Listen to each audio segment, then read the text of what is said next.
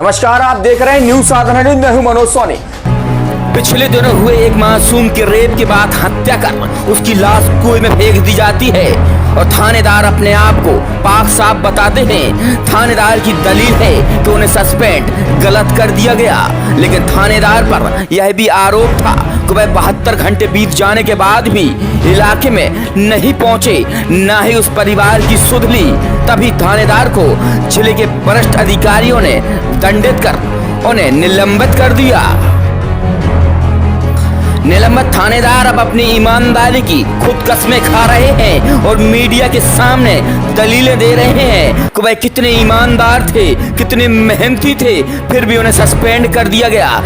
थानेदार बैजनाथ शर्मा कितने ईमानदार हैं, यह पूरा नौगांव इलाका जानता है। अब शराब माफिया हो या बालू के कारोबारी, इनमें इनका संरक्षण किस तरह रहता है नौगांव की जनता बाखूबी जानती है। थानेदार बैजनाथ शर्मा को निलंबित करने के बाद थानेदार बैजनाथ शर्मा अब बौखला गए हैं, लेकिन उन्हें उस मासूम की आवाज नहीं सुनाई दे रही। वो चीख चीख कर चिल्ला रही थी कि साहब हमको बचा लो, लेकिन साहब को वह चीख नहीं सुनाई दी और साहब अब सस्पेंड होने के बाद खुद को बेकसूर साबित कर रहे हैं। जब थानेदार बैजनाथ शर्मा से पूछा गया कि 72 घंटे बीत जाने के बाद भी घटना स्थल क्यों नहीं पहुंचे, तो थानेदार की दलील थी कि बहुत गांव है हमारे अंडर में, हम सब जगह नहीं जा सकते। थानेदार की यह कारगुजारी साफ जाहिर करती है कि साहब कितने निष्क्रिय हैं। वही थानेदार बैजनाथ शर्मा ने सस्पेंड पर अपने वरिष्ठ अधिकारियों पर सवाल खड़े कर दिए हैं और राजनीतिक षड्यंत्र बता रहे हैं। एसपी साहब ने कलेक्टर साहब से बात की, सीएमएच से बात की, तो मेरे को अकेले कोई लापरवाही मेरी बताई गई है, जबकि एएसआई वहाँ था, मुझसे वरिष्ठ अधिकारी एसएम भवेल हमारे एसडीओपी है अनुविभाग के, उनको भी सस्पेंड करना चाहिए था और मेरे को अकेले वो कर दिया गया है। पीएम कोई टीआई थोड़ी सी, पीएम रिपोर्ट टीआई नहीं बनाता है, जो डॉक्टर लोग बनाते हैं। मेरे को कोई डॉक्टरी की डिग्री तो मेरे पास है नहीं, तो मैं बता दूं कि बच्ची के साथ रेप हुआ, कि इसके साथ में इसकी हत्या हुई, हत्या कैसे हुई, ये इसका जो निष्कर्ष है वो डॉक्टर लोग निकालते हैं और पीएम के आने के बाद ही हम लोग उस निष्कर्ष पर पहुंचते हैं कि ये इसकी हत्या हुई है या रेप हुआ है। उसके बाद हम मुकदमा कायम करते हैं। पर मेरी समझ में नहीं आया कि मेरे को क्यों सस्पेंड किया जा रहा है, किस राजनीतिक दबाव में किया जा रहा है। परिवारों ने आरोप लगाए कि आपकी लापरवाही सामने साफ साफ दिखाई दी है। आपने लगातार उन परिवार की बात भी नहीं सुनी, उन्हें हड़काया है, हड़का के भगा दिया गया है, इस तरीके के आरोप लगाए हैं। नहीं, मैंने कोई किसी को नहीं हड़काया है। एएसआई गया है मौके पर, देहाती नाल से जो कार्रवाई होती है। आप क्यों नहीं गए थे मौके पे? नहीं, मौके पर टीआई के पास में 65 गाँव है। आप इतना गंभीर मामला था, आप मतलब 65 गाँव, इस मामले में क्यों नहीं गए थे आप? नहीं, तो जब कोई पता नहीं था कि इतना गंभीर मामला है, जो तो कुआं में गिरने की रिपोर्ट की थी, उसके पिता ने, मृतक जो बच्ची है उसके पिता ने कुएं में गिरने की रिपोर्ट की थी और कुआं में तो इसके पहले कई हरवाद वगैरह भी गिरे हैं, कई लोग गिरते हैं।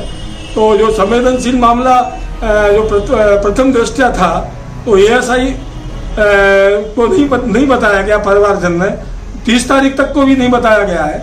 यह 31 तारीख को अचानक इनके द्वारा बताया गया कि बच्ची के साथ रेप हुआ है और हत्या हुई है। जो भाजपा नेत्री का कहना है कि उसी दिन से 72 घंटे हो गए जाते हैं, लेकिन टीआई साहब द्वारा एफआईआर दर्ज नहीं की गई।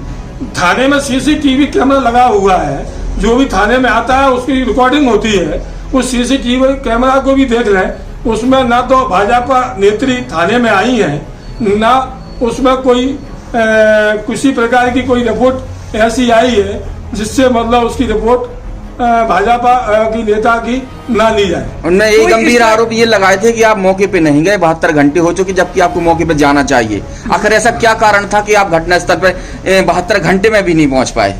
मेरा एएसआई को मैंने भेजा था, आरक्षक धर्मेंद्र को मैंने भेजा था, उसका पीएम रिपोर्ट हो गया था। मैं पीएम रिपोर्ट का इंतजार कर रहा था। डॉक्टरों से मैंने चर्चा की, डॉक्टरों ने भी मुझे शॉर्ट पीएम रिपोर्ट नहीं दी।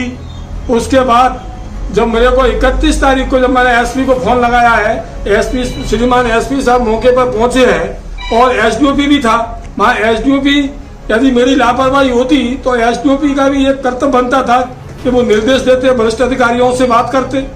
तो एसडीओपी को क्यों नहीं, मतलब उसमें उसकी लापरवाही क्यों नहीं बताई गई है? अकेली मेरी बताई गई है, एएसआई की क्यों नहीं बताई गई है? डॉक्टरों के पीएम रिपोर्ट के लिए आदेश है कि तत्काल पीएम रिपोर्ट मिले, वो तत्काल रिपोर्ट मुझे पीएम रिपोर्ट क्यों नहीं दी गई है? ये सारे प्रश्न हैं। क्या मानते हैं, राजनीतिक दबाव के चलते आपको हटाया गया है? मुझे ऐसा महसूस होता है कि राजनीतिक दबाव के कारण ही मेरे को निलंबित किया गया, और जो कि अकेले मेरे को निलंबित किया गया था। यदि वहाँ चौकी प्रभारी रहता है, अमित मिश्रा की पोस्टिंग है, उसको वहां से क्यों हटाया गया? जो 22 गांव उसके अंतर्गत आते हैं, ठीक मैं थाना प्रभारी हूँ, उसका इंचार्ज हूँ, लेकिन उसको अमित मिश्रा की ड्यूटी किसके आदेश से वहां से उसको हटाया गया और कहाँ लगाया गया? मेरी तीन जगह ड्यूटी है।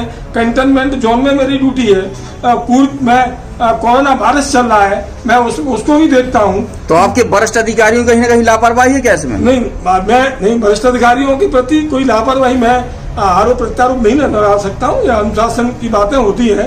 बाकी मेरा बजरंग कॉलोनी में भी कंटेनमेंट जोन है, तो टीआई के पास तो बहुत काम रहता है, रिपोर्टें आती हैं और लोग लड़ाई झगड़ा करके आते हैं, उनकी भी हम रिपोर्ट लेते हैं।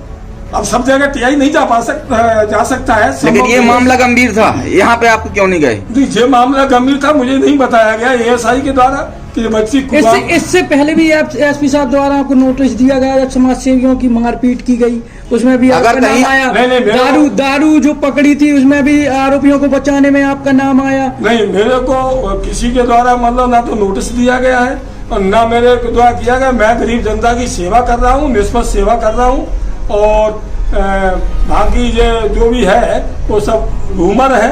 मैंने 55 पेटी 52 पेटी पकड़ी है शराब की, और मैं सिपाही से टीआई बनाऊं, अनुशासन में रहकर ही मैं कार्य कर रहा हूं।